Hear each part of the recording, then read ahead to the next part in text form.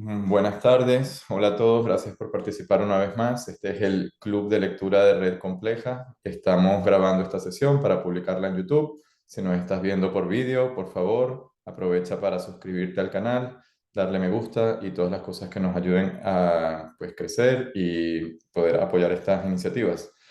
Estamos en esta ocasión, seguimos discutiendo el libro de Nassim Taleb, Antifrágil, con ocasión de los capítulos 7, si me lo recuerdan, son el 7, el 8 y el 9. O, bueno, seguimos. Y en estos capítulos, el autor habla del concepto de iatrogenics, iatrogenia, se podría traducir al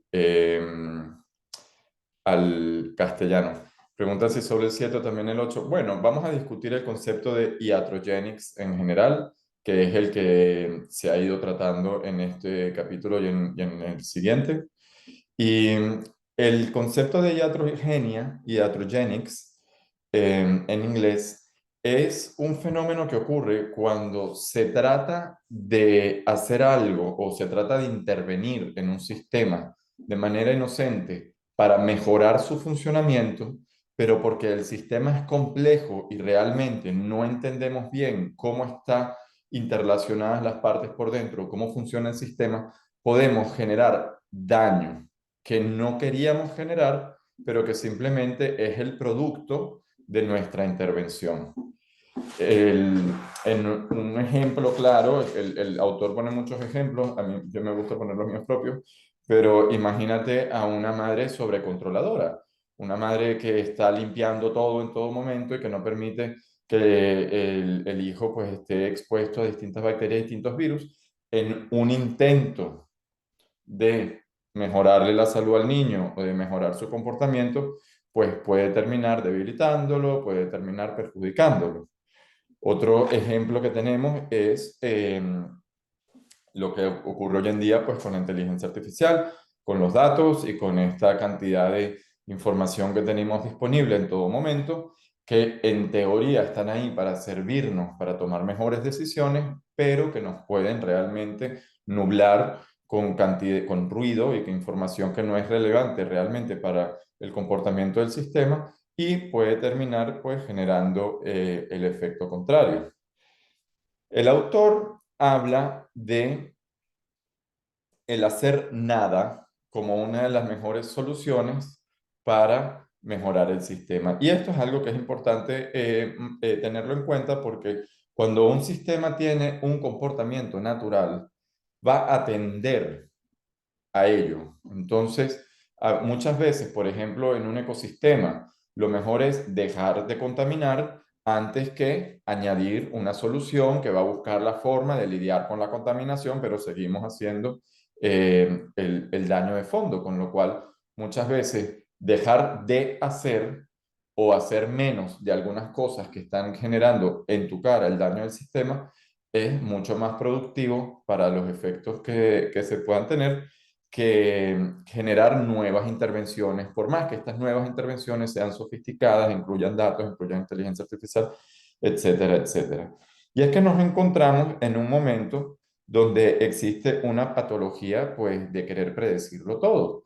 Y muchas veces, a pesar de que tenemos datos y tenemos los mejores algoritmos, etcétera, predecir el comportamiento de un sistema, al final lo vas a poder hacer dentro de un determinado rango de movimiento, pero lo que realmente importa en un sistema, los grandes actos abruptos o los cambios drásticos de comportamiento, realmente son imposibles de predecir. Y como siempre existe una historia o una sucesión de hechos, pues la gente mira para atrás y dice, no, es que este gobierno cayó porque esta ley o aquel movimiento o esto y lo otro, cuando en realidad las condiciones estaban dadas para que cayera por un momento, por una situación u otra situación. O sea, es lo que él dice cuando uno confunde el catalizador del evento con la verdadera causa del evento. Y la verdadera causa del evento, por lo general, está dado en la arquitectura del sistema, en la forma en que está establecido el sistema. Y luego estos distintos catalizadores, pues si no va a ser uno, va a ser otro mañana. Y se escriben libros sobre los catalizadores y por eso es que muchas veces quedamos en el mismo ciclo y no salimos del ciclo en el cual ¿cómo se llama? No vemos realmente la deficiencia estructural del sistema, pero nos quedamos discutiendo en los detalles del evento. Y eso es en lo que en sistemas complejos se habla de escala. Estamos en la escala local, estamos viendo los detalles, estamos viendo quién dijo qué, quién dijo aquello, esto y lo otro, y no vemos que realmente estamos simplemente en un edificio que está destinado a caer. Y es que no se trata de no predecir, se trata de saber dónde y cómo predecir. Por ejemplo, cuando hablamos de terremotos, que fue también un ejemplo que usamos la vez pasada, en un terremoto es imposible saber cuándo va a haber con certeza un terremoto. Eso no quiere decir que tú, como arquitecto o como planificador de la ciudad, no sepas que en ese territorio ocurren terremotos y no te prepares para el terremoto. Tú puedes saber que el terremoto va a ocurrir en algún momento. No sabes cómo, no sabes cuándo, pero en algún momento va a ocurrir. Con lo cual, tú puedes generar unas estructuras que estén preparadas para el terremoto y eso es otro tipo de predicción. Es una predicción que utiliza más bien, digamos, la parte probabilística, una ventana temporal mucho más amplia y tú sabes que en esa ventana temporal, con probabilidad 1, va a ocurrir algún evento de este tipo y tú puedes simplemente prepararte para ese evento, en lugar de gastar los esfuerzos en saber cuándo es que va a ocurrir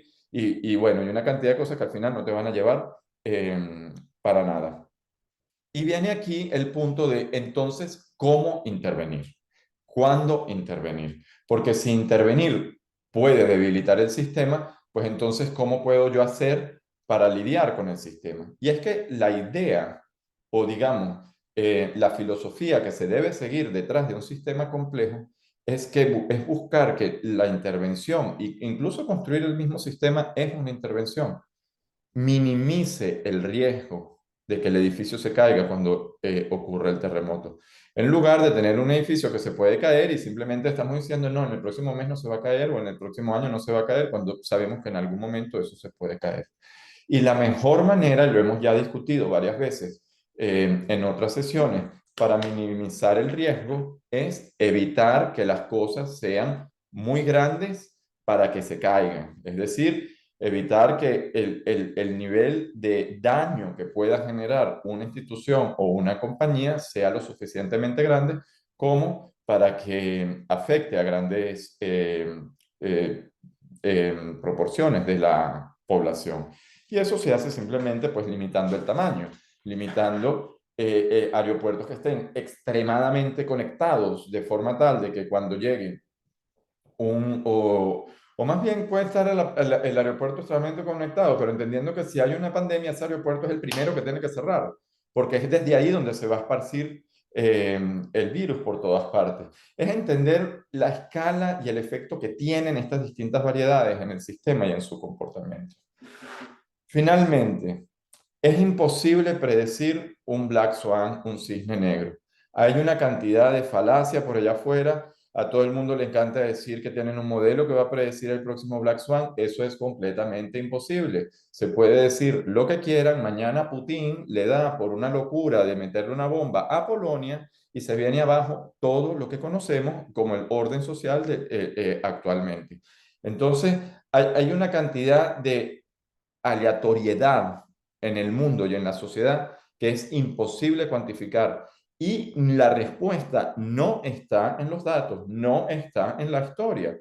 Tú puedes ver en la historia ciertos patrones, tú puedes entender ciertos tipos de comportamientos, pero a través de un algoritmo que aprende de regresiones lineales, como es la inteligencia artificial, que con mucha sofisticación que tiene una red neuronal, al final es un montón de regresiones lineales, unas conectadas con las otras, y ¿cómo se llama? Y excitando respuestas que pueden ser no lineales, como no me voy a poner en cuestiones técnicas, pero al final es un montón de regresiones lineales que se están alimentando las unas con la otra, Tú puedes con eso, bueno, identificar entre un gato y un vehículo o un edificio en una imagen claramente, porque la imagen de un gato va a ser la misma, ha sido la misma durante miles de años y va a ser la misma durante otros miles de años. Ahora, con ese mismo algoritmo, entender comportamientos complejos e impredecibles como los movimientos de la bolsa o el crash, o cuando Obama va a poner un tweet, como una vez que puso en el, yo qué sé, una vez pusieron un tweet que además era falso, en el cual él estaba diciendo que hubo una bomba en, ¿cómo se llama? En la Casa Blanca, y ahí se cayó, hubo un crash gigantesco que no duró ni 3 segundos porque fue mentira, pero te demuestra lo volátil y lo susceptible que es el sistema para que simplemente lo pinchen y eso explote. Y esa respuesta nunca la vas a encontrar en los datos. Entonces, no se trata de no predecir y que todo, ¿sabes? No se puede predecir nada, no, se trata de entender cuando las cosas son repetitivas, cuando las cosas son regulares, cuando los algoritmos nos pueden ayudar a discernir entre distintos elementos dentro de los datos y cuando simplemente no. Y cuando simplemente no, no significa que no se puede hacer nada. Tú puedes hacer muchas cosas como prepararte y que no te agarre desprevenido este tipo de eventos que van a pasar. Y finalmente, y finalmente, hablando de datos y hablando de predicciones, está el problema de que los datos por lo general están descontextualizados. Y eso es algo que muy poca gente habla, incluso el autor no lo llega a mencionar, pero que es importante discutir. Porque cuando hablamos de cuestiones sociales, tenemos contextos sociales en los cuales se han dado esas interacciones. Y en los datos no sabemos cuál es ese contexto, simplemente tenemos las acciones que fueron tomadas. Por ejemplo, cuando tú estás estudiando datos de equipos, cuando tú estás estudiando datos de comportamiento de usuarios, el modelo de gerencia, la cultura de la empresa y una cantidad de cosas que están dadas y que están afectando el comportamiento de los usuarios, afecta la manera en que se están dando las interacciones y por ende los patrones que se ven en los datos. Sin embargo, eso no está presente en los datasets por lo general. Entonces la gente hace inferencia de patrones sin saber cómo es que se dio lugar a ese tipo de patrones y a partir de ahí pueden sacar simplemente inferencias falsas o inferencias que al final pueden ser muy inocentes y que no realmente llegan a la solución realmente del problema. Con esto, le doy las gracias a todos por escucharme y les paso el micrófono porque es un tema extremadamente interesante, el tema de iatrogenics. Él habla mucho de la medicina, hasta la malpraxis sabes, está ahí donde está el ejemplo más claro, pero una vez que uno empieza a entenderlo y lo ves a nivel social y lo ves a nivel de gobierno, pues te das cuenta cómo los problemas de hoy siempre son las soluciones de ayer o la mayoría de los casos. Y las soluciones de hoy van a ser los problemas de mañana. Entonces, esto es importante entenderlo para reconocer la gente que nos está vendiendo humo al vendernos soluciones hiper tecnológicas o llenas de una palabrería y unos modelos y unas cuestiones que ni ellos mismos saben pronunciar, pero que en realidad están produciendo pura basura. Discúlpenme la expresión. Adelante.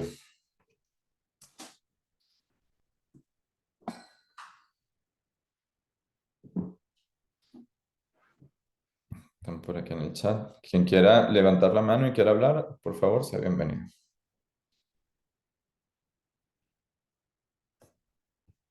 Reginaldo dice por aquí, saber qué golpe darse.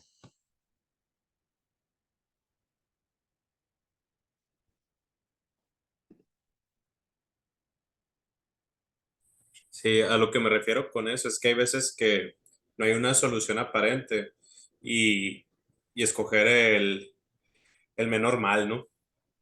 Que también es una opción fuerte. Y no solamente eso, sobre lo que estábamos hablando de las intervenciones y las soluciones. Generalmente, por ejemplo, lo que se ve mucho ahorita en economía es que, por ejemplo, con los problemas que se están viendo de pensiones y así, muchas veces se financian con emisión monetaria o con deuda y lo único que estás haciendo es echar el problema para más adelante, pero el golpe te lo vas a terminar dando, en vez de enfrentarlo de una que no va a ser placentero, no va a ser bueno a corto plazo, pero va a traer mayores beneficios a largo plazo. Y entonces es ahí donde entran los incentivos políticos actualmente que prefieren tomar medidas que les vayan a beneficiar políticamente sobre en sí una solución que vaya a beneficiar a largo plazo. Bueno, ahí tienes un punto clave. Por ejemplo, durante el coronavirus, aquí imprimieron en Estados Unidos una cantidad absurda de dinero. ¿Y cómo se llama? Con tal de mantener a todo el mundo en sus casas. Y fíjate cómo es una intervención requiere otra intervención, que requiere otra intervención. Años después, los bancos están quebrando porque tenían los activos en bienes que ahora se han depreciado porque le han subido las tasas de interés y entonces las tasas de interés las suben para bajar la inflación, pero eso al mismo tiempo está desbalanceando todas sus hojas de Excel y todos sus balances, con lo cual, etcétera, etcétera, etcétera, y el problema se hace gigantesco y gigantesco y gigantesco, y es un ciclo de simplemente nunca acabar. La solución, pues bueno, igual hubiese sido pues tener menos controles y dejar que hubiese más actividad económica, por ejemplo, y tener que, o sea, yo qué sé, también dejar que las fluctuaciones del mismo sistema demuestre hasta qué punto puede aguantar o puede no aguantar aquel shock en lugar de buscar una intervención tan drástica y tan radical como pues esas cuarentenas que se dieron en algunos lugares que eran, ¿cómo se llama?, de meses, de incluso más de un año o 2 años, y que al final el número de datos y el número de afectados y todo esto, pues la diferencia tampoco era que, ¿saben?, que justificase tal acción, me parece a mí.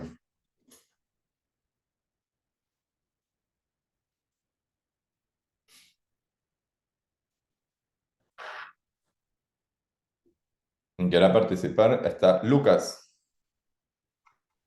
Pueden tomar Hola, el ¿cómo están? micrófono. Esto es muy conversacional. Aquí quien quiera ¿Directo? interrumpir y quien quiera interrumpir y que quiera, mira, a mí me parece que lo que estás diciendo es pura paja. Adelante, que esta es la idea. Buenísimo. Estamos aquí entre amigos. Bueno, me parece que es central lo que comentabas, y desde que escribió el libro Taleb hasta ahora, los incentivos para intervenir aumentaron muchísimo más que los beneficios de no intervención. O sea, cada vez tenemos más ruido, más señales que confundimos con más información, y entonces tenemos más una sensación de que tenemos que actuar urgente.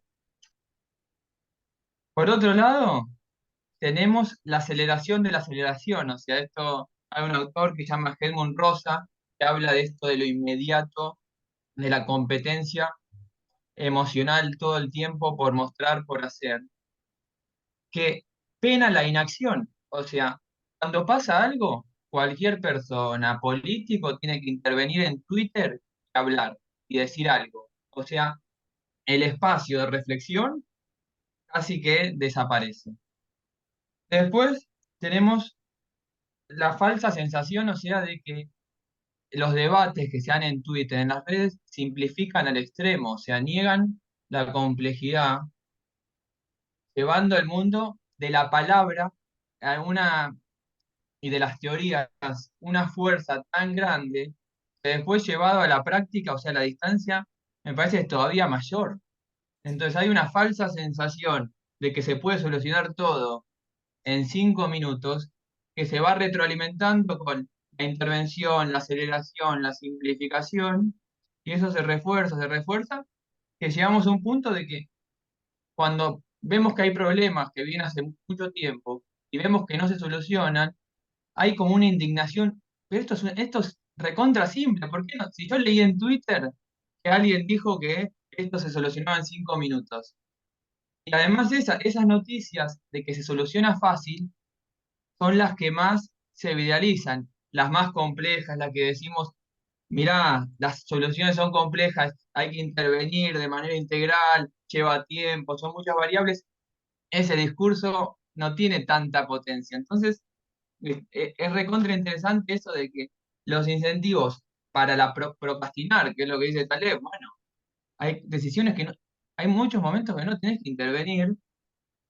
Desde que escribió el libro va aumentando en el sentido contrario, más hacer, intervenir y penar la inacción, o sea, la reflexión y complejizar y darle relevancia a todos los problemas, está multado. Entonces, me parece que es central este capítulo como para reflexionar sobre eso y que después lo que él habla de la diferencia entre la teoría y la práctica. O sea, me parece que aumenta todavía más, con un mundo más complejo, la distancia que hay entre los debates de Twitter simplificadores y la práctica. La práctica sigue siendo recontra difícil solucionar los problemas, pero hay como una sensación, un realismo mágico de que cada vez es más fácil.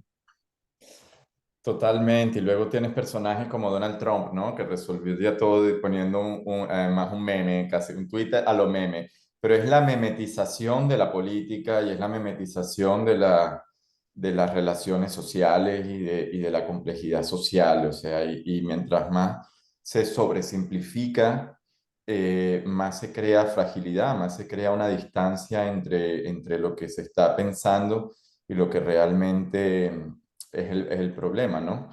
Y él comenta aquí una cuestión y tiene mucho que ver con lo que estás diciendo y de los héroes silenciosos, o sea, cómo realmente hay mucha más gente que ha hecho mucho más bien por evitar catástrofes, pero que como la evitaron, no se les reconoce.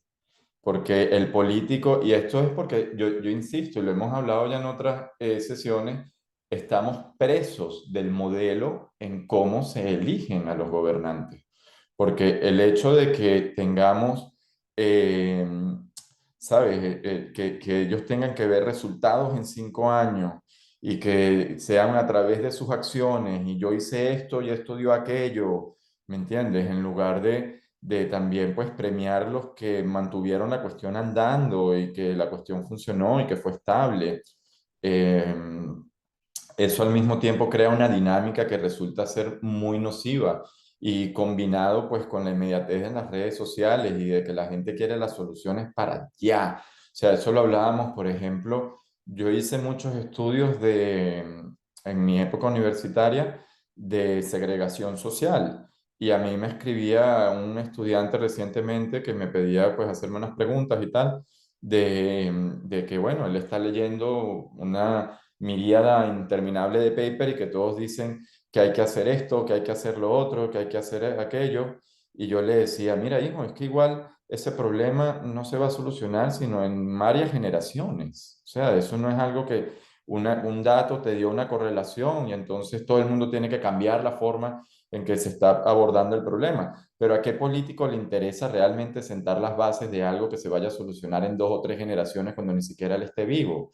Y es que yo lo veo incluso en la arquitectura, ya no se hacen catedrales como las que se hacían antes y que demoraban cientos de años en poder estar hechas, ¿me entiendes? Porque hay que ver la inmediatez y hay que tenerlo ya, entonces se generan estructuras que son cada vez más simples y tienen menos belleza y tienen menos expresión artística, pero que bueno, caen dentro de la lógica que muchos erróneamente le atribuyen al capitalismo, pero yo creo que va más allá de eso.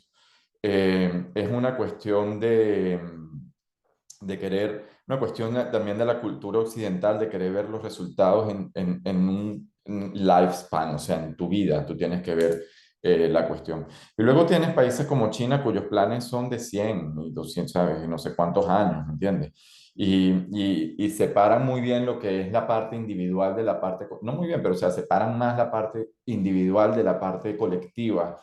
Y por eso es que callados la boca, ¿saben? Están sentando las bases y cambiando el mundo en la cara de todos nosotros.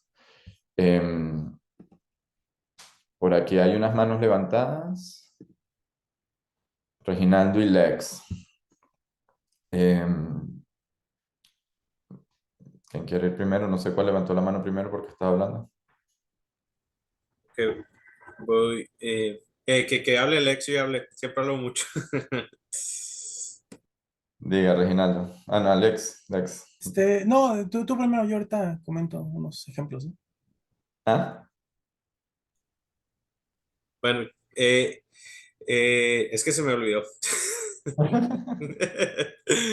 Es que Bueno, era uno de los puntos que habías mencionado antes. Ahí mi subconsciente va a estar haciendo el trabajo por mientras. Bueno, entonces ahí sí tomo la palabra, compañero. Como dice bien Taleb, son muy pocos los ejemplos en los que la iatrogenics es recompensado, ¿no? Públicamente o en el medio, ¿no? De hecho, yo de los pocos, bueno, él dice que no encontró ningún caso histórico, ¿no? Yo me acuerdo de un caso histórico muy, que en su momento fue descartado, ¿no? Fue hasta penalizado, ¿no? El caso de Vasily, un oficial naval soviético que cuando estuvo si no me recuerdo, la Guerra Fría, pues tanto Estados Unidos como Rusia tenían bueno, perdón, la URSS tenían sus radares de detección de misiles nucleares, ¿no? Entonces, bueno, ya sabemos que la Unión Soviética evolucionó varios siglos de tecnología en unas décadas y tenían ahí cuestiones que no eran muy seguras, ¿no? Entonces, en esta parte, los soviéticos, bueno, si no me recuerdo, en un barco, detecta misiles nucleares provenientes de Estados Unidos, ¿no? Entonces, la orden era de que si detectabas misiles que venían hacia la URSS, pues respondieras inmediatamente, ¿no? Se diera el aviso para dar una respuesta y empezar una guerra nuclear. Entonces, Vasily detecta en su navío los misiles y dice, esto va a terminar muy mal, ¿no? Y yo no puedo creer que los americanos, siendo tan como son, sean capaces, sean tan atroces en esto, ¿no? Y yo creo que si incluso nos lanzaron los misiles, no vale la pena iniciar una guerra nuclear. Mm. Yo no voy a dar la orden de que se responda. Y no se respondió. ¿Y cuál fue la situación? Que Basili atinó en que, pues efectivamente los americanos no dieron, los estadounidenses no dieron no hicieron un bombardeo, ¿no? Sino que fue un error en los radares soviéticos. Y esto evitó una catástrofe nuclear, ¿no? Obviamente en su momento, pues la URSS, si no me recuerdo, creo que estaba Stalin en ese momento, lo degradaron en todo sentido, ¿no? Y quién sabe qué cosas más le hayan hecho, ¿no? Y obviamente tuvo mucha penalización en su vida personal, pero hoy históricamente decimos Basili fue un héroe, ¿no? Sí. Y tenemos ahí una situación de ejemplificada, ¿no? Sí, pero nadie tiene ni idea quién es Basili. Porque esos tipos de nombres no llegan digamos, a las noticias, ¿no? Los que llegan a las noticias en la historia, porque hoy en día no sé ni qué llega a las noticias, ¿no? Hoy en día lo que llega a las noticias es pura basura. Sí, lo que dijo de el ex me acaba de recordar lo que quería decir, que en el arte de la guerra, así empieza el libro, habla de tres tipos de médicos. El médico que previene las enfermedades, nadie lo conoce, pero es el que más gente ayuda. El médico que ayuda a los pacientes que están un poco enfermos, es un poquito más conocido, y el médico que ayuda a las personas que están a punto de morirse es el más conocido de todos, pero en realidad el que hace más bien es el primero al que nadie conoce, porque no tiene tanto impacto pues, en la psicología de las personas, resolver problemas que todavía no son inminentes. Claro, y bueno, y que no los ven y que no, como no ocurrieron, pero eso, hablando de lo que dice el ex y de lo que acabas de decir, construyendo en eso, la mejor batalla es la que no se pelea. Según lo que dice justamente el arte de la guerra, ¿no? La mejor batalla es la que evitas, porque de esa forma, pues, si consigues tu objetivo sin pelear y sin reducir el número de hombres y sin reducir el número de recursos, etcétera, pues agarra ese camino, ¿me entiendes? Y, y esto de no hacer nada, ojo, porque la procrastinación, él habla de Wu Wei y lo lanza muy por allá arriba, pero el Wu Wei tiene también muchas implicaciones. El principio Wu Wei de Lao Zedong, que es el rumbo natural de las cosas. Entonces, eh, muchas veces cuando uno no se trata de no hacer nada, pero se trata de hacer lo mínimo para que las cosas sigan el curso, digamos, natural del sistema, porque si tú empiezas a tratar de controlarlo, pues eso más bien te puede resultar en lo contrario. Y fíjate que hay una ley del poder en estas leyes de Robert Greene que dice, tú no digas nada, que la gente sola dice su verdad. Tú simplemente cállate y observa. Que una persona sola desvela su estrategia a través de sus acciones y a través de que tenga el espacio y tenga la confianza y se sienta en confianza. Mientras que las otras personas, digamos que tú estás ahí, pero bueno, pero dime, pero esto, pero que lo otro, son efectos que terminan al final siendo contraproducentes. Si un sistema tiene un curso natural, si un sistema tiene un comportamiento natural, lo mejor es simplemente observarlo. Y en cuanto a tomar decisiones, que es un tema que lo estaba pensando mientras lo estaba leyendo, es verdad que es mejor retrasar, delay una decisión antes que tomarla apresuradamente. Sin embargo, es como todo tiene su revés, o sea, dejarla mucho tiempo puede que entonces luego sea muy tarde. Y es una cuestión de en la práctica encontrar ese balance entre cuándo tomar la decisión, pero que no sea muy pronto ni que sea muy tarde. Sin embargo, si no estás seguro de una decisión, lo mejor siempre es esperarte un día, 2 días, esperar a ver qué pasa antes de tomarla. Emanuel. Sí, yo iba a mencionar lo del Wu-Wei y después pensaba en que me parece, o sea, yo lo definiría de otra forma, o sea, no diría que, por esto que vos estabas mencionando, que siempre es mejor la no acción, digamos, sino que es mejor la no acción cuando uno no tiene suficiente información o cuando uno considera que no va a poder predecir o hacer una predicción sobre, sobre lo que puede ocurrir. Pensaba en el caso de, por ejemplo, no sé, una enfermedad o no sé, un cáncer. Uno quiere intervenir. Entonces, como generalizar esa idea no me parece muy astuto, digamos, me parece que pasa por otro lado, por esto de lo que un poco lo que vos decías, de el balance entre cuándo actuar y cuándo no actuar, actuar cuando uno tiene la información suficiente, el no actuar te puede llevar a que sea muy tarde para después actuar. Entonces, también la idea de que si uno no actúa, también actúa el otro. O sea, yo puedo no actuar, eh, pero si yo no actúo, hay otros que pueden actuar. Y capaz que en contra de los intereses que yo tengo, digamos. Sí. Entonces, también ahí se vuelve conflictivo el hecho de no actuar. Es mejor no actuar en determinadas situaciones que son muy concretas. Y ahí yo añadiría matices a todo lo que está diciendo, porque hay muchos matices y eso es lo que hace que el problema sea justamente pues complejo. Cuando, por ejemplo, estamos hablando de cáncer, eh, ¿qué es lo que te dice, qué es actuar? ¿Me entiendes? Porque hay muchas maneras de actuar. Tú puedes actuar abrasivamente y de una meterte en una quimio y de una meterte en una radioterapia y en una cuestión que es extremadamente nociva para el resto del organismo sin antes haber cambiado tu alimentación, sin antes haber asegurado que te estás desinflamándote, sin antes haber actuado de una manera, digamos, que te que también puede tener efectos más a lo negativo, o sea, porque no se ha llegado todavía, pero se va a hablar en algún momento de lo que es la vía negativa y la vía positiva.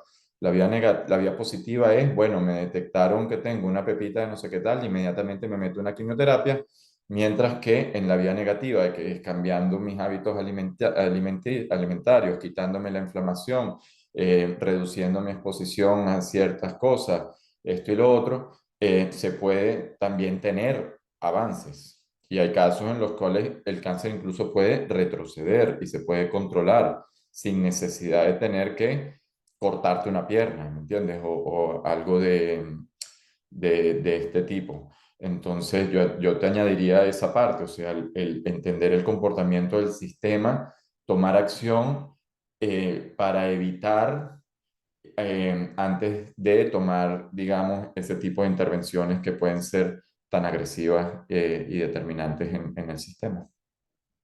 Sí, de todas formas ahí estás interviniendo. O sea, Es que el, bla- Que estás cambiando el curso sí, con la alimentación o con otras estrategias, pero sí. estás interviniendo. Y ese es el Wu Wei, ese es el punto que estaba diciendo antes. Cuando un sistema tiene un comportamiento natural, se trata de entender qué tipo de intervención estás haciendo y como, o sea, lo que pasa es que este tipo de cosas uno tiende a atenderlas como que, entonces la predicción es mala, entonces la botamos a la basura. No, la intervención es mala, entonces botamos toda la basura. Y no, no es así, o sea, la predicción, hay un tipo de predicción que es correcta, hay un tipo de predicción que no es correcta. Entonces, saber en qué agua te estás moviendo. Con la intervención es lo mismo.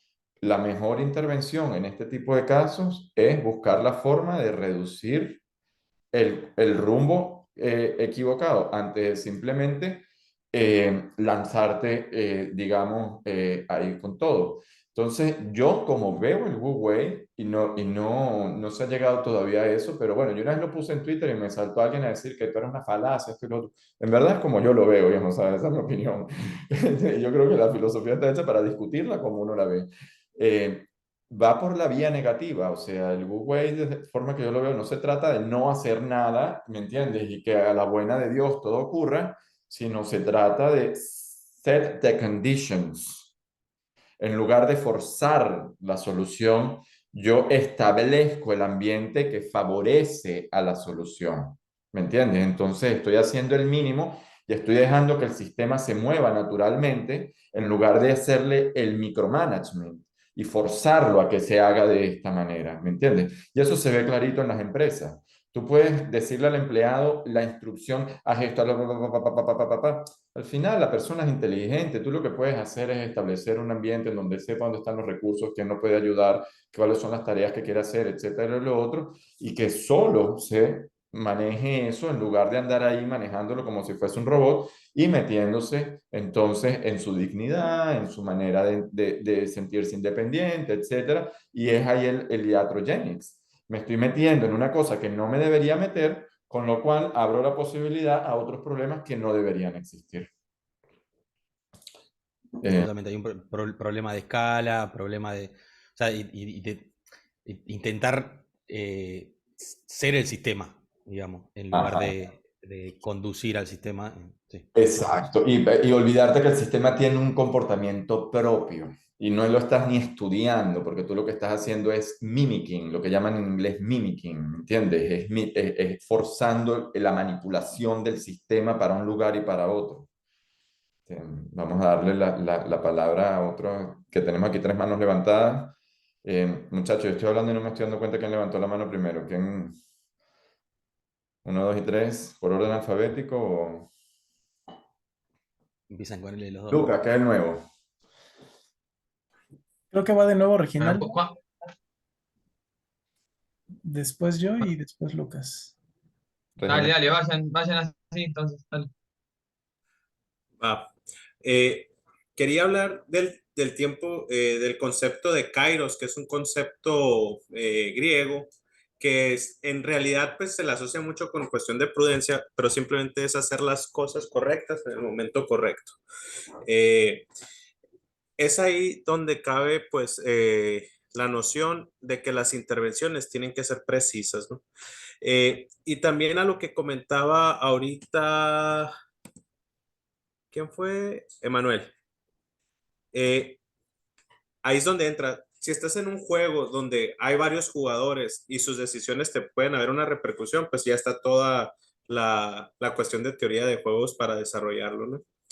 Y, y también yo creo que el punto principal sobre la vía negativa es que al momento aquí ahora hay una simetría muy fuerte en donde se inclina por la intervención sobre el dejar que las cosas sigan su curso natural. Y yo siento que es porque existe un incentivo económico muy fuerte para la institucionalización de, de organismos para resolver problemas, ¿no? Y existe un gran lobbying político detrás de los mismos políticos que a ellos les conviene que se creen ministerios, secretarías, que se hagan grupos de análisis. Correcto. y ese incentivo muchas veces es lo que inclina a la corporación política a generar instrumentos costosos para la solución de problemas que se podrían solucionar por sí mismos a lo que estamos viendo. Por ejemplo, y hay muchas cuestiones sociales que están sucediendo hoy en día, que se están monetizando fuertemente, que su tendencia natural era a que fueran cosas del pasado en cuestión de muy pocos años, ¿no?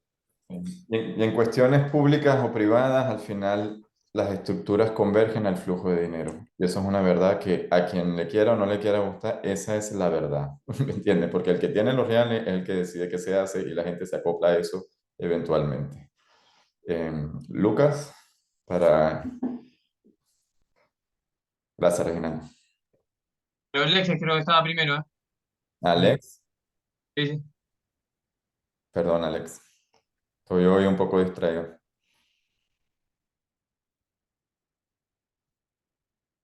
Estás muteado, Alex. ¿Estás en mood, Lex? Disculpen. Eso. Este, eh, voy a comentar 3 puntos, bueno, dos van de la mano. Sobre el forecast y la certidumbre, yo creo que uno de los errores que más se comete actualmente es bueno, mencionabas correctos e incorrectos, ¿no? También muchos de los forecasts que tenemos, si no es que la mayoría, van más bien sobre una certidumbre, ¿no? O sobre los modelos no te dan pie a dar modelos que tú puedas decir es completamente determinista, completamente certero. Y muchos de ellos te van a dar, ¿sabes qué? Pues tengo un 95% de certidumbre bajo este intervalo de las variables, ¿no? Entonces, muchas veces eso se confunde, en que, pues sí, te está diciendo que es certero y no, no es certero, ¿no?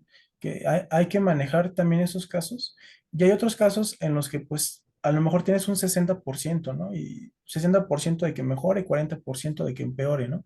Entonces, hay casos en los que no se puede catalogar simplemente como va a dar o no va a dar, no, o sea, y la otra cuestión es cómo estás tomando los datos, ¿no? O sea, estos modelos los sacas a partir de cuestiones estadísticas.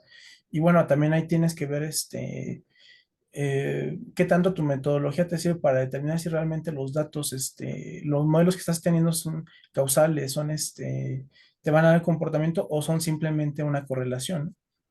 Este, Otro de los puntos que son el,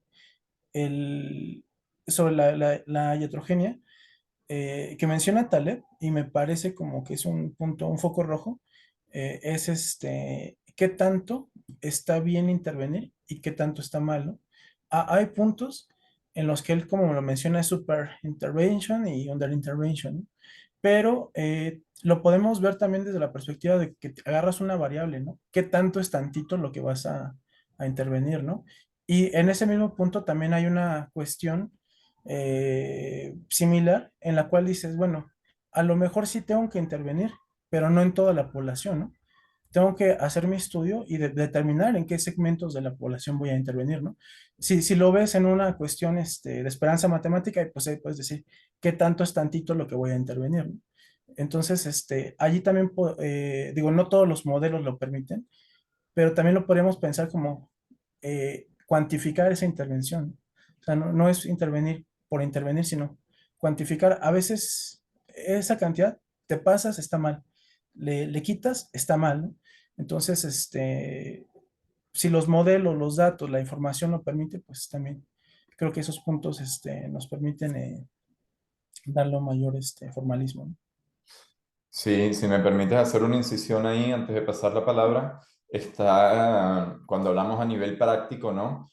Hay cosas en las cuales puedes gastar mucho esfuerzo y muchos recursos en intervenir que al final no dan nada de resultados, mientras que hay otras que son como ese principio 80-20 también, que son unas pocas cosas en las cuales tú intervienes, pero tienen unos grandes resultados. Y es entender esas cosas, qué es lo que realmente importa en un sistema, qué es lo que son como, cuáles son el mínimo set de variables que son las que realmente están driving, están influyendo en el comportamiento del sistema, porque al final y desde el punto de vista práctico, se tiene muy pocos recursos y se tiene muy poco tiempo y se tiene que tratar de maximizar que la intervención o las decisiones, porque todas las decisiones de una u otra forma son una intervención, sean lo más efectivamente posibles. Entonces, ahí tú tienes que estudiar a fondo el comportamiento natural del sistema, saber cuáles son las cosas que están afectando a las otras e intervenir en la que realmente importa y no perder tu tiempo metiéndote en cosas que al final no van a cambiar realmente el comportamiento del sistema, te van a dar una sensación falsa de seguridad porque tú estás haciendo algo cuando en realidad no estás haciendo nada y bueno, y al final vas a perder tiempo, recursos y una cantidad de cosas que son súper valiosas. Lucas. Sí, ahí me parece que en ese debate está bueno incluir el tema del equilibrio.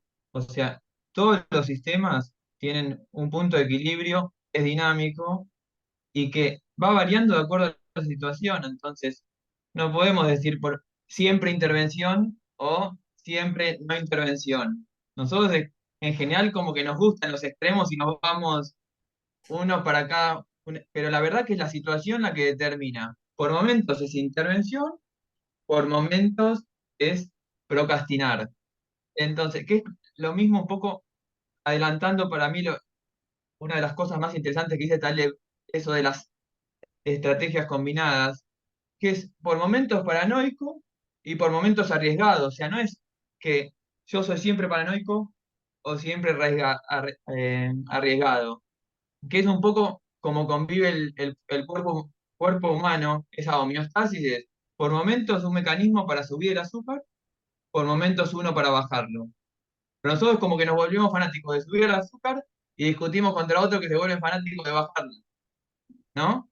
Como que nos gustan esos, esos extremos, pero la verdad que es, por momentos intervención, por momentos no. Lo que pasa que es difícil, es ese equilibrio, ese punto, que a veces puede ser 80-20, o que también creo que en el grupo hablaban de criticalidad, o sea, ese punto de equilibrio es difícil, pero me parece que lo central es eso, es en definir para qué situaciones es intervención y para qué situaciones es no intervención.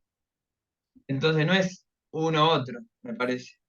Sí, ahí está, te estás tocando un punto que es importante y es una cuestión de fondo. Estás hablando de la linealidad del pensamiento. O sea, pensamos que hay que hacerlo o no hacerlo, ¿me entiendes? Y eso es una cuestión muy lineal. En el mundo de sistemas naturales o sistemas complejos existe la no linealidad y la no linealidad significa que la misma intervención, dependiendo del grado que tú le apliques, puede ser beneficiosa o puede terminar siendo perjudicial o que la misma intervención en el mismo grado, dependiendo del contexto en el cual estés aplicándolo, dependiendo de las condiciones sobre las cuales está el sistema, pues también puede ser perjudicial o puede ser beneficioso. Entonces, yo creo que más allá de pensar si esto es bueno o es malo, hay que entender cuándo es bueno, cuándo es malo, en qué contexto, de qué manera, y meter estas matices, porque eso es la complejidad. Tú piensas que la complejidad no es dificultad. La gente por lo general tiene la confusión entre complicado y complejo. Complejo significa variado, complejo significa que tiene múltiples caras, tiene múltiples matices, tiene múltiples comportamientos y que eso tiene que, y es información que tiene que ser incorporada para entender de qué forma, porque hay casos en los cuales independientemente de los distintos estados, lo que hablábamos es esto, este mínimo tipo de intervenciones, hay veces que esa es la efectiva, ¿sabes? Y lo ves independiente de una cantidad de matices, hay otras en las que no, hay otras que depende de la escala, hay otras que depende de lo que pasó antes, hay otros que no, ¿me entiendes? Y hay una cantidad de variables y comportamientos que es lo que realmente importa. Entonces, en lugar de pasar, es como la regulación económica, ¿es buena o es mala? Entonces, no es mala, entonces nos vamos al extremo neoliberal, pero es buena, entonces nos vamos al extremo comunista, sin entender que el tamaño de la empresa importa, el estado financiero del país importa, ¿me entiendes? Y una cantidad de cosas que si tú empiezas a fragmentar la solución y empiezas a entender que el condicional de estas cosas realmente te están determinando la probabilidad de que eso funcione o no funcione, simplemente cambia la discusión. Y es lo que yo quería decir antes con entender el comportamiento natural del sistema, es entender cómo se comporta, es entender qué tipo de facetas puede tener y qué tipo de cosas podemos hacer en esas distintas facetas, en lugar de estar discutiendo linealmente si una cosa debería ir en una dirección o en otra dirección, borrando por completo todas las otras dimensiones que están realmente determinando el distinto comportamiento del sistema. Muy buen punto también. Reginaldo, te veo ahí con la mano levantada. No la había bajado, pero me gustaría, eh, pero me gustaría agregar el tema que ya lo había comentado anteriormente, que es el conocimiento consecuencial. Entonces, lo que sí se tiene una certeza un poquito más fuerte es de la vía negativa, es que tú sabes cuáles van a ser las consecuencias de no intervenir. Generalmente tú sabes, por ejemplo, y dijeron el caso del paciente del cáncer. Generalmente, si un paciente de cáncer no interviene, si no le das un tratamiento, va a morir de ese cáncer, le va a dar una metástasis y va a suceder eso, obviamente con sus excepciones. En cambio, si intervienes, sabes que la misma radiación y la quimioterapia lo puede matar, pero aumentas la probabilidad de que sobreviva. Ahora, en el área de la intervención, tú generaste un, un nuevo escenario probabilístico que puede tener consecuencias no planeadas. Y yo les he comentado varios casos, por ejemplo, cuando hubo una crisis para las personas afroamericanas que no tenían hogar en Estados Unidos después de el conflicto de los derechos civiles, eh, se hicieron planes para vivienda. ¿Y qué es lo que hicieron? Generaron los projects, ahora que le dicen los guetos, y le dieron casa a un acceso económico bajo a familias afroamericanas y como consecuencia se hicieron núcleos de delincuencia. Otra cosa. De la misma manera, desde que empezaron las ayudas a madres solteras, la tendencia general que se creó fue que el número de madres solteras en Estados Unidos ha ido aumentando fuertemente. Igual, en Barcelona, sucedió que cuando recibieron refugiados, les dieron una colonia donde estuvieran las personas que habían llegado refugiadas alejadas de la demás sociedad. ¿Qué es lo que sucedió? Se generó un círculo hermético de personas de la misma cultura y se empezaron a desarrollar núcleos terroristas ahí, y la consecuencia fue el ataque que hubo en las Ramblas en España. Ahora, es por eso que cuando tú intervienes, la responsabilidad de las externalidades de esa intervención recae sobre las personas que toman la intervención. Sí. Y es ahí donde hay externalidades de primero, segundo, tercer, cuarto orden, que es muy difícil poder saber qué sucederán, y muchas veces las externalidades que estamos observando son mucho peores que el problema que había inicialmente. Uno de los casos muy fuertes que hay es en la economía y en la política. Con la emisión monetaria se soluciona un problema a corto plazo, pero a mediano y largo plazo, ¿qué generas? Le quitas poder adquisitivo a toda la población para tratar de resolver un problema a corto plazo. Y es ahí donde yo siento que la prudencia de saber cuándo intervenir y no intervenir tiende a, a tratar de que si lo vas a hacer, lo tienes que hacer muy directamente, Bueno, y con mucho conocimiento en la mano de lo que puede pasar. ese es el punto, con conocimiento de la mano, ¿me entiendes? En lugar de andar haciendo las cosas simplemente porque se ven bien. Y fíjate que él habla del ejemplo del naturalismo, creo que lo llama, y es que el orden natural de las cosas no siempre es el que se ve más bonito o el que se ve más políticamente correcto, ¿me entiendes? Pero estamos presos gracias a social media y gracias a una cantidad principios que están ahora en lugar, que las cosas tienen que pues estar, ¿sabes?, dentro de unos cánones y que se tiene que ver bien en papel. Y que se vea bien no significa que esté bien y que vaya a generar las cosas correctas. Con las cuestiones islamistas en Europa, pues también hay muchísimas variables ahí, ¿sabes?, que están en juego y en Europa el racismo es latente. En Europa no se ponen, yo vivía en España durante muchos años, ahí no andan como en Estados Unidos, que por lo menos tratan de disimularlo, ¿sabes? Ahí es muy abierto y son generaciones, segundas y terceras generaciones de migrantes que todavía los tratan como si fuesen eh, recién llegados, cuando hay gente que ha nacido en ese país y que, ¿me entiendes?, tienen la nacionalidad y los tratan realmente como si fuesen, pero es que además son culturas que tienen cientos de años, miles de años arraigados en distintas tierras, ¿me entiendes? O sea, es como que hay mucha complejidad que hace que no fue la solución simple de simplemente vamos a sentarnos todos a fumar la pipa de la paz, pues no sea así de fácil de conseguir. Y al final la solución para todas las cuestiones humanas pasa por la comunicación, pasa por el entendimiento, pasa por el acercamiento y por una cantidad, ¿sabes? Un tratamiento mucho más delicado de la situación para no afectar los intereses personales y que se puedan de igual forma conseguir los intereses colectivos. Y hace falta mucha negociación. Y por eso es que políticos que tú lo ves de manera revanchista o de manera simplista, en verdad te están vendiendo un pote de humo porque las cosas son mucho más complicadas y mucho más complejas y requieren de mucho más, digamos, reflexión, pensamiento, que simplemente pues algo que se le ocurrió a alguien y mucho menos algo que yo vengo de la universidad, unos datos que un estudiante que se quiere graduar de una tesis y tiene el apuro y un profesor que quiere sacar un grant va a realmente conseguir, ¿me entiendes? Sin embargo, pues por ahí es que se le da la importancia a las cuestiones. Em, pero bueno, para concluir, si quieren decir algo, porque vamos finalizando.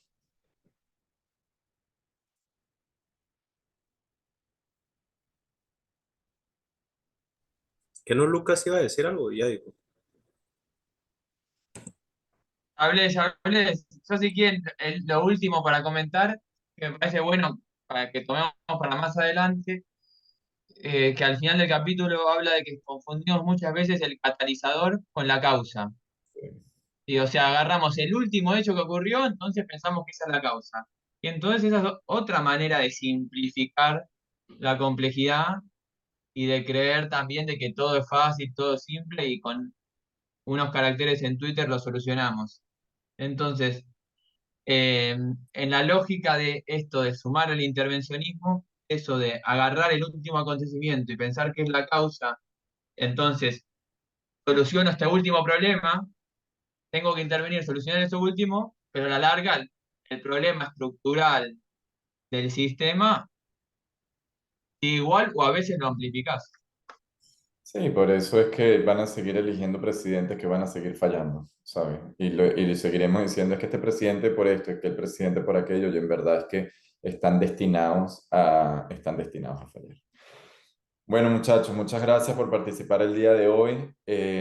Vamos a vernos la semana que viene, como siempre, para los que nos están viendo en YouTube. Muchas gracias por seguir el club de lectura a nivel de forma remota. No se olviden de darle suscribir para que podamos seguir creciendo el canal. Y bueno, hasta luego. Que les vaya bien. Abrazo. Ah, Bye. abrazo, Buen gracias. día. Hasta luego, bye.